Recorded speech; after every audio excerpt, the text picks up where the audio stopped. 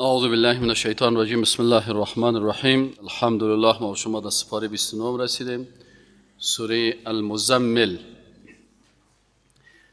سوره المزمل وجه تسمیه‌شی است که ایره مزمل میگن به خاطر از اینکه خطاب است به رسول الله صلی الله علیه و سلم و مزمل کسی که در لباس یا در چادر خود پیچانده باشه. و این سوره اکثریت موضوع از این سوره که است موضوع تهجد و عبادت است، به خاطر از اینکه وقتی یک دعوتگر اسلام دعوت میکنه، اساس اسلامی است که دعوتگر مسلمان باید روز که دعوت میکنه شب زیاد عبادت بکنه و اگر میخواه که در دعوت ما تأثیر باشه، در سخنهای ما تأثیر باشه، ای باید از طرف شو در عبادت الله مشغول باشه.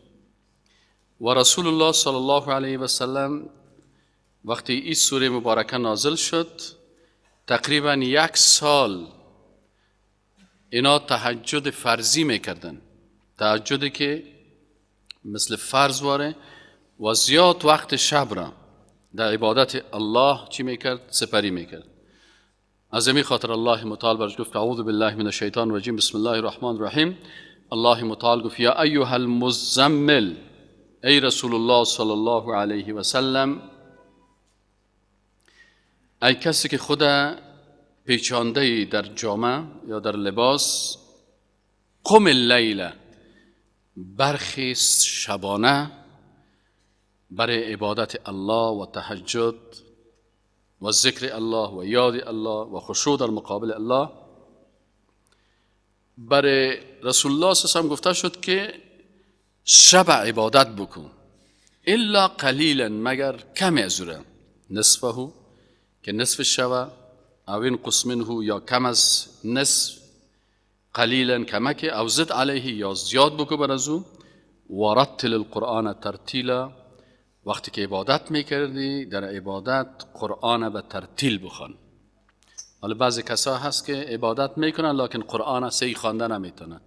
و ترتیل به 2 معنا هست، ارسال و تجوید.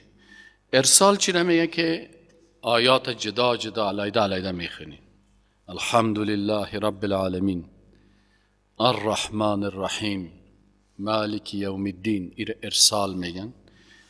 و تجوید چی میگه که هر حرف از مخرجش درست ادا میکنی، احکام تجوید مراعات میکنی، ادغام، اخفا، اقلاب، مد واجب، مد لازم، مد جایز، وقف. رسول الله صلی در هر آیت قرآن توقف میکرد. پس کسی که عبادت شبانی الله را میکنن، الله متعال میگه این قسم عبادت کنین. ببین کسایی که قرآن نمیفهمن چقدر مشکل دارن.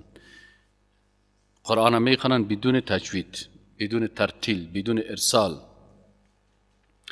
الله متعال به رسول الله صلی الله علیه و گفت که زیاد شب، نصف شب، ثلث شب، ثلثی شب.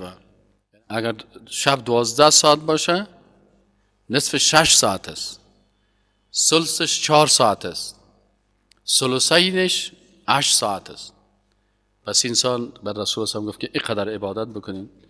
ولی تو وقتی که عبادت میکنی، ذکر الله را میکنی، ورتل القرآن ترتیلا، قرآن به ترتیل بخوان. بعضی کساست شعر بسیار خوبش میخوانه، نعت بسیار خوبش میخوانه، قرآن خوانده نمیتونه، قرآن غلط میخوانه، دانش به قرآن جور نیست. و رسول الله هم نگفت که نعت بخوان، نگفت شعر بخوان، ورتل القرآن ترتیلا. عبادت الله در چی است؟ در خواندن قرآن و او هم با ارسال و با تجوید. انا سنلقی، اینا وقتی که الله میگه ورتل القرآن ترتیلا، از این معلوم میشه که خواندن قرآن به ترتیل و به تجوید و ارسال این فرض از بالای یک انسان مسلمان، واجب است. یک کسی عبادت میکنه، 2 رکعت نماز سنت میخونه، فرض الله را ترک میکنه که او خواندن قرآن با ترتیل است. پس وقتی که انسان سنت میگیره فرض ترک میکنه، بسیار کلان اشتباه است. انسان باید وقتی که فرض میخونه به همراه سنت باید فرایض الله را در نظر داشته باشه. این حکم الله شد که قرآن باید با ترتیل خوانده شه. کسی که قرآن به لهجه وطنی کی خود میخونه، کسی مثلا قرآن غلط میخونه، حیر یاد نداره، عین یاد نداره، ذال یاد نداره، فکر میکنه که والا حی و عین و ذال و مرات هزی فقط به مولای ماجد است. این دیگه قرار در غندی خیر شیشته. در قرآن خود نگفته که والا عصر قسم یاد شده باشه که ان الانسان، اینجا گفته ان الانسان، نگفته که تنها مولویا و ملاها باید لفی خسر هستند، کلگی در خسران است. مطلق انسان نگفته و مسلمان باید دیره و رتل القرآن ترتیلا. وقتی که بر پیغمبر حکم میشه ما و شما هم پیروای رسول الله صلی الله علیه و سلم هستیم، باید قرآن با ترتیل و با تجوید بخوانیم. انا سنلقی علیک قولا ثقیلا. الله متعال میگه که ای رسول الله صلی الله علیه و سلم، انا یقینا ما با عظمت خود با قدرت خود سنلقی علیک القا میکنیم بالای تو قولا ثقیلا، یک قولی سخنی که ثقیلا بسیار گرنگ است، سر کافر بسیار سخت است، سنگه که در فرقش بزنی قرآن همی قسم سرش بد میخوره، سر مشرک، سر مرتد، سر منافق، سر بیدین. قرآن که صحیح بخوانی او را قارش میایه، قرآن که با تجوید بخوانی قارش میایه، قرآن که آیسه آیسه بخوانی برش سرش ثقیل تمام میشه. الله متعال میگه این قرآن قول ثقیل است، دری عبادت است، دری تقوا هست، دری سیاست است، دری اقتصاد است، دری شریعت الله هست. این بسیار چیز عادی نیست که تو سبک بگیری، یک چیزی بسیار گرنگ است، با عزت است، با عظمت است، را باید مراعات بکنیم. ان ناشئه اللیل، یقینا که برخاستن یا قیام اللیل که است، هی اشد وطئا، ای بسیار سخت است در چی؟ در ذلیل ساختن نفس. اگر میخوای که نفست ذلیل بسازی و قلبت با امرای چی را میگن؟ مواطات القلب مع اللسان. اگر میخوای که قلبت با زبانت یک قسم شوه، الله عبادتت را خوب قبول بکنه، از نفاق برایی، تو چی کو؟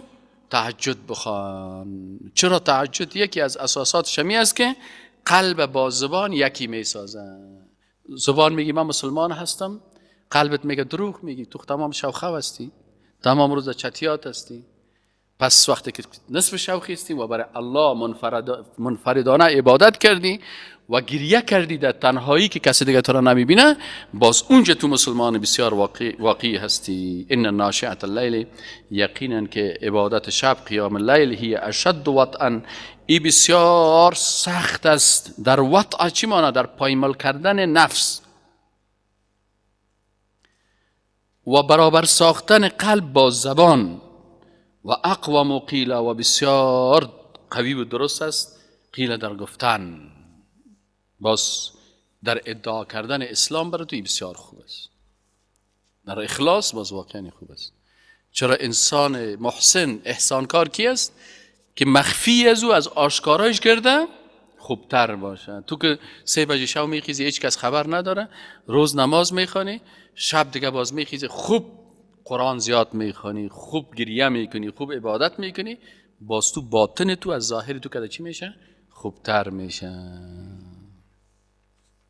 ان لک فی النهار سبحا طویلا، ای پیغمبر روزانه تو سبحا طویل داری، مصروفیت های بسیار زیاد داری. از این خاطر چون روز مصروفیت ها زیاد میباشه، از این خاطر شب برای عبادت خوب فرصت است. و ذکر اسم ربک، و یاد کن نام ربت را. اینال ای عبادت الله، ای یک جا ساختن قلب و زبان، ای احسان برای کسی که در خانهش تلویزیون داره و تا 12 بجه شب فیلم و سریال سیل میکنه، اصل نمیشه. چرا هر شبی که فیلم سیل کردی، سریال سیل کردی، از تهجد ماندی. اگر میخوای که دیندار باشی، این تلویزیونه که خطرناکترین دشمن عبادت توست، ایمان تو است، ایر از خانه و سپر تو. در خانه‌ای که تلویزیون است، فهمیدی؟ او شیخایی که در خانهشان تلویزیون است، او شیخ برسیسا است. برسیسا، شیخ برسیسا را قصهش براتون کردم نه؟ او را شیطان آمد برش گفت که تو خود شیخ هستی، تو بسیار خوب آدم هستی، پیش دیگاه که زنا میایه و متاثر میشه، توی هیچ رای نزن، زنا کامت قولان برشان بده دستا ماش کنن. دیگر رو صاحب شیطان همی قسم آستای که شیخ برسیسا را گفت تو خوب او خو جواناست که متاثر میشه، تو خو متاثر نمیشی. خبر نداره که عشق پیری گر بجنبد سر به شیدایی زند. از جوانا که پیرا خطرناکتر است، الله حفظش کنه.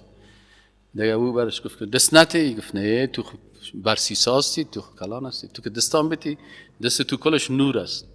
دیگر رو صاحب دست ازی که بر دست زن رسید دست شیطان تبدیل شد. وقتی که دست داد با شیطان تبدیل شد دیگر رو سرش زنا کرد. دیگر رو که زنا کرد بعد شیخ برسیسا گفت چطور کنم؟ او زن آمد گفت اشتک من، گفت بیارش چکش کشت. بعد او زنکه گفت من میرم به مردم بگم یا کت من نکاح یا من تو رو رسوا میکنم. او زنکه رام کشت. بالاخره بعد از او چی کرد؟ دیگر روز مردم گیرش کردن، شیطان رفت به مردم، خود شیطان خبر داد گفت که حالا برسیسا نفر کشته. فهمیدی؟ او که کشتشه حالا بردش، باز شیطان گفت چی کنم؟ شیطان برش گرد فهمه که بکش، زن بکش، سوستوکا بکش. حالا که گفت اینه رسوا شدم، گفت برای من سجده بکن من نجاتت میتونم. وقتی که سجده کرد فلما کفر قالینی بریم من که گفت برو گم شدی، حالا که کافر شدی حالا برو مردار بمر.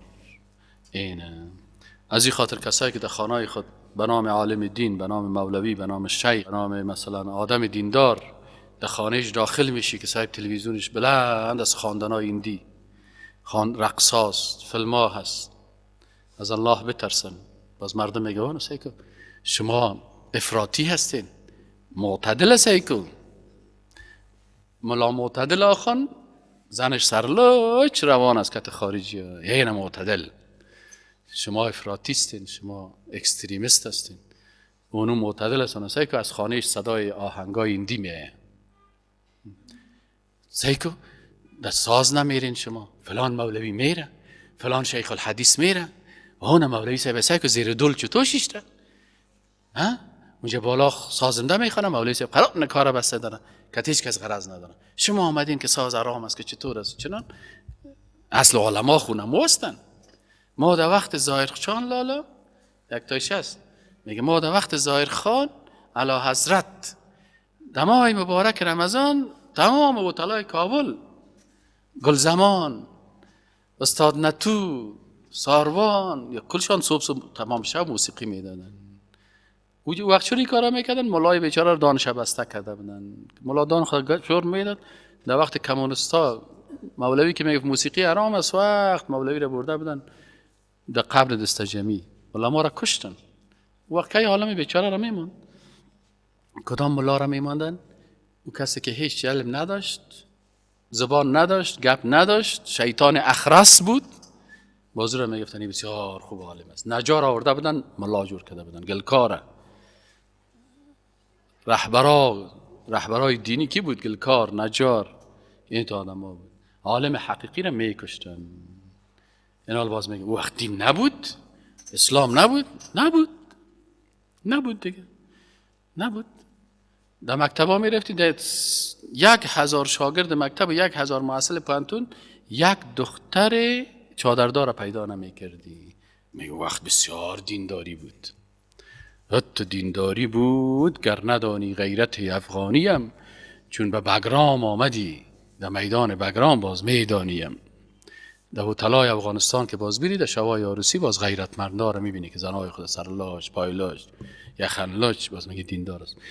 این حال کسایی که برادرای عزیز، خواهرای محترم، کسایی که در خانه‌شان تلویزیونای شیطانی هست و خود فریب میتن و 24 ساعت تلویزیون ها زهر بر از اینا پخش میکنن، این بیچاره تهجد خوانده نمیتونه. هیچ تجربه گفته شده. شب که فیلم سعی کردی، سریال سعی کردی، سر تهجد چی بکش؟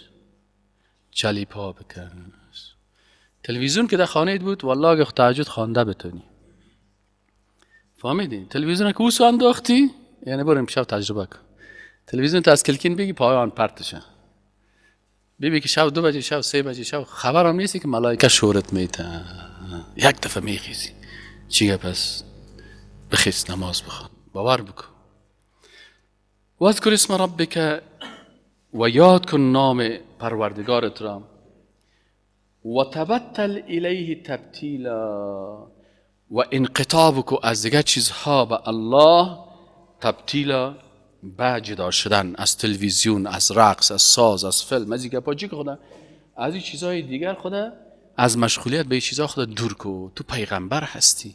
قصه های نیم شبه که تا نوی میشه و میمان میده خانید، میمان که 9 بجه آمد بگو بیادر نماز خواند یاد همی وتر تا چه وقت میخوانی؟ 9 بجه سه است. میگه بعد از وتر دیگه گپ نیست، بستر که کبش پرتو بگو 33 بار سبحان الله بگو، به زور میمانه خوابتی بگو با 3 بجه که خیس قصه میکنیم بخیر.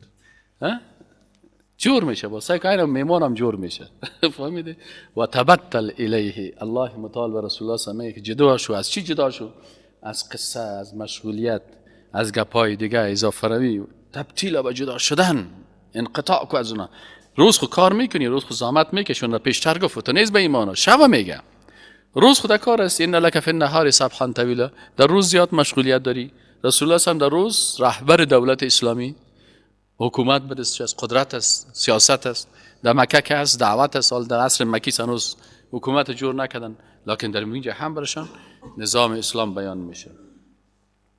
رب المشرق و المغرب، این خالقی که پروردگار مشرق و مغرب است، مشرق زمین و مغرب زمین. وقتی که مشارق گفته میشه، مشارق کشورها، مناطق، مشرق باز مشرق زمین و مغرب زمین.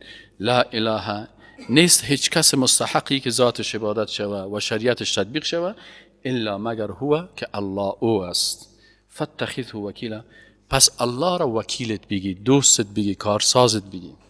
واصبر، و صبر بکو علی ما یقولون، به این سخنایی که مردم میگن، سرت نامها میگذارن، مجنون است و دیوانه هست و کاهن است و فلان است فلان، صبر بکن. عالم که از بر ما و شما الله میگه. اگر هر کس هر چیز گفته تا بگو صبر، خیر ببینی. افراطیستن خیر ببینی، تروریست هستن خیر ببینی، فاندامنتالیست هستن خیر ببینی. صبر، باز روز قیامت معلوم میشه که کی به حق است کی باطل است. الله و رسول الله صلی الله علیه و واصبر علی ما یقولون، صبر بکو با آنچه که اونا میگن. و هجرهم، و بگذار ایشان را هجرا جمیلا، به گذاشتن شایسته. یعنی امرایشان جنگ نکو، جنجال نکو، غال مغال نکو. اگر اونا دو میزنن، دشنام میتن، بد میگن، بگذارشانه. خوب اما تو شایسته بگذارشانه. و ذرنی، الله متعال میگه و بگذار مرا و المکذبین، و تکذیب کنده ها را. او تکذیب کنده هایی که اول نعمتی، که خوب صاحب نعمت هستن، پیسدار هستن، مالدار هستن، مرا امرای از اونا بگذار، به امرای امی تکذیب کنده ها. و مهلهم قلیلا، اینا یک کمک مهلت بده. ای رسول الله صلی الله علیه و سلم، تو بر از این مردم دعای عذاب عاجل برشان نکن، مثل که نوح علیه السلام در سوره قبلی ذکر شد که سرشان غضب الله را خواست که غرق شوند. تو اینا را کم مهلت بده، قلیلا، کم. این یقینا که لدینا به نزد ماست انکالا. انکال قیدهای را میگن، زولانه هایی که در پای بسته میشه. اما تو زولانه هایی که پاهای از اینا را بسته میکنیم. و جحیما، و آتش افروخته. و طعاما، و غذای از زاغصتن، که گلو را میگیره، که در گلون بند میمانه. و عذابا علیما، و عذاب بسیار دردناک است. یوم، روز قیامت، روز است که ترجف الارض، بجنبد زمین، و الجبال، و کوها، و کانت الجبال، و باشن کوها، کثیبا مهیلا، مثل ریگهای مهیل روان. همین کوه مثل ریگ روان وارو میبینی که همون در حرکت است. انا ارسلنا الیکم رسولا، الله متعال میگه که ای امت رسول الله صلی، ما فرستادیم بر شما پیغمبری را، شاهدا علیکم، که ای شاهد میباشه بالای شما، شهادت میده که بر از اینا قرآن بیان کردم، سنت بیان کردم. کما ارسلنا، چنانچه ما فرستادیم الی فرعون رسولا، به سوی فرعون یک پیغمبر را، فعصا فرعون الرسول، باز نافرمانی کرد فرعون از این پیغمبر که موسی علیه السلام بود، هارون علیه السلام. فاخذناه، باز ما او را گرفتیم، اخذا وبیلا، گرفتاری بسیار سخت. فکیف تتقون، پس شما چطور میتونین که نجات پیدا بکنین؟ ان کفرتم، اگر شما کافر شوین، یوما، روزی را که یجعل الولدان شیبا، که نوجوانا و اطفال از دیدن و از او شیبن سرسفید میشن. عذاب که میبینه میگه سرایشان سعی کنی چرا سیاه سرا سفید شده از ترس قیامت. جوانا رو ببینی که همت سرسفید روان است. السماء منفطر به، روز قیامت آسمان است که منفطر به، پاره پاره می شود در آن روز. کان وعده مفعولا، هست وعدی الله شدنی. ان هذه تذکره، یقینا که ای یک نصیحت است، یک پند است، یک راهنمایی است. فمن شاء، پس هر کسی که خواسته باشه، اتخذ الی ربه سبیلا، به پروردگار خود راه بگیره، راه حق الله را هر کس که میخواد بگیره. بعد از این آیتی که سوره مزمل نازل شد میگه 1 سال رسول الله صلی الله علیه و سلم عبادت میکردن، تهجد فرضی میکردن، نصف شب، چند نصف شب، مثلا 2 ثلث شب، یعنی مثلا از 12 ساعت مثلا 6 ساعتش یا 8 ساعتش در عبادت تیر میکردن و سر صحابه هم بود. بسیار میگه عبادت بود که سر از اینا بسیار سخت بود دیگه. الله متعال میگه بازی آیت دیگر نازل کرد که تهجد نفل ساخت، حکم فرضیت تهجد منسوخ شد. با کدام آیت؟ با می آیت قرآن میگن که ان ربک، یقینا رب تو، یعلم، میدانه، انک تقوم، این که تو برمیخیزی ای رسول صلی، قیام میکنی، قیام اللیل، ادنا من ثلثی اللیل، کمتر از 3 حصه شب، و نصفه، یا نصف شب، و ثلثه، یا حصه 3 شب را، و طائفه من الذین معک، و طائفه از کسانی که همراه تو هستن، یعنی اصحاب تو، این قسم عبادت میکنن. والله یقدر اللیل و النهار، و الله هست که اندازه شب و روز میگیره. علم ان لن تحصوه، الله میدانه که شما طاقت چی ندارین، اضافی قیام اللیل ندارین، سرتان بسیار سخت است. فتاب علیکم، پس الله متعال رحم کرد بالای شما، رجوع کرد بر شما. آل دیگه تهجد سر شما چی است؟ نفل است و وقتش هم بر شما به او اندازه زیاد نیست. پس چی کنین؟ فقرأوا ما تیسر من القرآن. از این علما میگن که پس آل شما بخوانین ما تیسر من القرآن. قرآن هم که بر شما آسان است. 6 ساعت تا 8 ساعت مجبور بود که در یک رکعت سوره بقره را میخوانند، دیگه سوره مثلا سوره بزرگ آل عمران را میخوانند، سوره بزرگ مثلا 8 ساعت 10 ساعت عبادت بود. آل گفت نه، فقرأوا ما تیسر من القرآن، تهجد بکنین اما قدر که آسان است بر شما قرآن. و عدد رکعات تهجد هم اگرچه بعض علما میگن 8 رکعات است، 30 لکن اما قول راجح امی هست که نماز قیام اللیل تعدادش معلوم نیست، هر قدر که انسان میتونه بخونه. فقرا ما تیسر من القرآن. یک کسی هست میتونه مثلا که 2 ساعت 3 ساعت 30 رکعات بخونه، 40 رکعات بخونه، قیام اللیل بکنه. کسی مثلا 2 رکعات میخونه. فقرأوا ما تيسر من القرآن.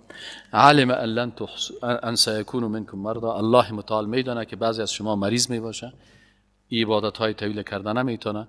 و آخرون، و بعضی از شما یضربون فی الارض، که اونا سفر میکنن در زمین، یبتغون من فضل الله، که اونا طلب میکنن فضیلت الله را، یعنی تجارت میکنن تا رزق حلال پیدا بکنه.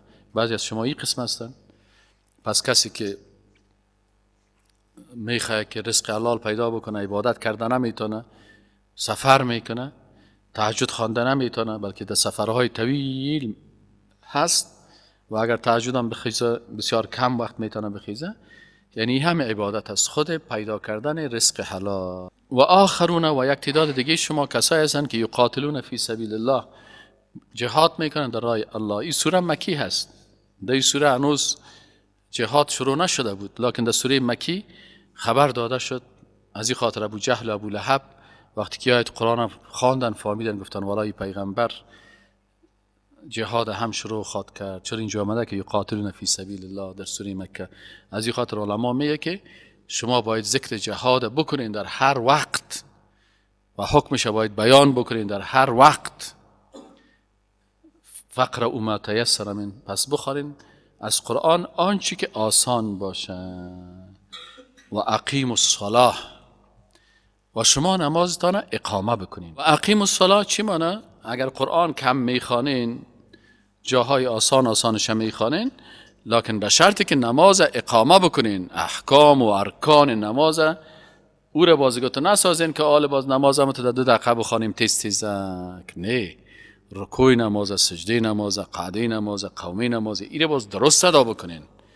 قرآن اگر کم میخوانین، آسان جایش هم میخوانین، اما نماز باز درست بخوانین و زکات هم و آت زکات و زکات هم بتین و اقرض الله قرضا حسنا و همچنان قرض حسنه هم معامله که با یک مخلوق میکنین مثل که معامله با الله کردین ایره هم از دست نتین. و ما تقدموا لانفسکم و آنچه که شما تقدیم میکنین برای نفسایتان من خیر از نیکی ها تجدوه عند الله او را میافین به نزد الله. یعنی هر نیکی که میکنین پاداش از او پیش الله هست. هو خیرا و اعظم اجرا، که او بهتر است و عظیم است اجر از او. و استغفر الله. یک علما میگه مثلا ایمان قوی کدام یکیست؟ یک کس 2000 برای تو داد، تو 2000 به فقیر دادی، دی زیاد خوش میشی، یا یک کس 2000 برای خودت داد، دی زیاد خوش میشی؟ میگه اگه ایمانت قوی هست، 2000 که تو به فقیر دادی، دو باید زیاد خوش شوی. چرا؟ به خاطر 2000 که تو به فقیر دادی، او در روز قیامت بر تو ذخیره است. همین 2000 که نفر بر تو داده، تو خورا میبری در خانه وقت یک دو چارک، یک سر کچالو میگیری و یک سر پیاز میگیری و یک سر میوه میگیری، کلش مادر اولادا و اشتکا و گرگا رو خورده میرن، خلاص است. اما 2000 دیگه که تو دادی بود کجا است؟ این حال میگه کسایی که ایمانش ضعیف است، تو که برش 2000 بیتی زیاد خوشحال میشه. کسی که ایمانش قوی است، او که 2000 در راه الله مصرف میکنه، در او زیاد خوشحال میشه. حالا تو حساب که تو در کدامش هستی؟ و ما تجدوه عند الله، آنچه که شما بر نفستان از خیر تقدیم بکنین تجدوه عند الله و را پیش الله میافین. و خیرا و اعظم اجرا، این بهتر است و بسیار بزرگ است از نگاه اجر و پاداش. و استغفر الله و طلب مغفرت از الله بکنین. ان الله یقین که الله متعال غفور رحیم، بخشاینده و مهربان است.